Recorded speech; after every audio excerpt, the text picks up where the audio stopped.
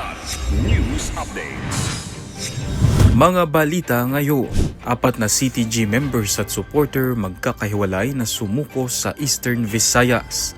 Kaso ni Duterte sa ICC tuloy na sa paglilitis. 6.8 million pesos na halaga ng shabu nasabat sa isang high-value target sa Marawi. Ako po si Cesar Soriano para ihatid ang mga nangunang balita sa buong kapuluan ngayon.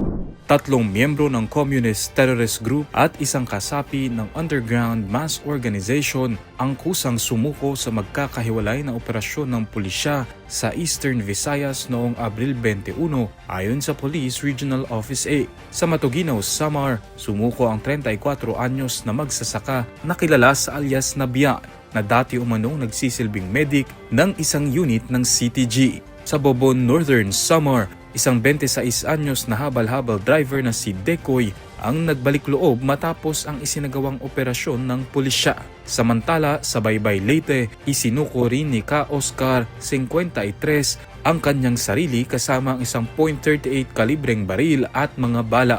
Isa pang individual na si Jasper, 46, ang sumuko sa Llorente, Eastern Samar at kasalukuyang nasa kustodiyan ng pulisya. Patuloy ang kampanya ng pulisya laban sa insurensiya habang hinihikayat ang iba pang miyembro na magbalik loob at makipagtulungan para sa kapayapaan sa rehiyon. Uusad na sa paglilitis ang kaso ni dating Pangulong Rodrigo Duterte sa International Criminal Court o ICC matapos kumpirmahin ang mga kasong isinampa laban sa kanya. Sa isang 50 pahinang desisyon, iniutos ng Pre-Trial Chamber 1 na ituloy ang paglilitis kay Duterte sa 3 bilang ng murder bilang crimes against humanity. Kabilang dito ang pagpatay sa hindi bababa sa 19 na katao sa Davao City mula 2013 hanggang Hunyo 2016. Pagpatay sa hindi bababa sa 14 na high-value targets sa iba't ibang bahagi ng bansa mula Hulyo 2016 hanggang Hulyo 2017. At pagpatay at tangkang pagpatay sa hindi bababa sa 45 katao sa operasyon ng mga barangay mula Hulyo 2016 hanggang Setyembre 2018. Ayon sa korte, may sapat na batayan upang paniwalaang may criminal liability si Duterte bilang indirect co-perpetrator at sa pamamagitan ng pag-uutos, pag-udyok o pagtulong sa mga krime. Ipinunto rin na may umiiral umanong common plan upang patayin ang mga pinaghihinalaang sangkot sa iligal na droga.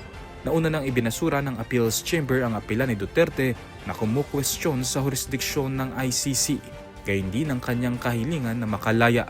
Nakatakda namang magsumite ng leave to appeal ang defense team ni Duterte sa naturang desisyon.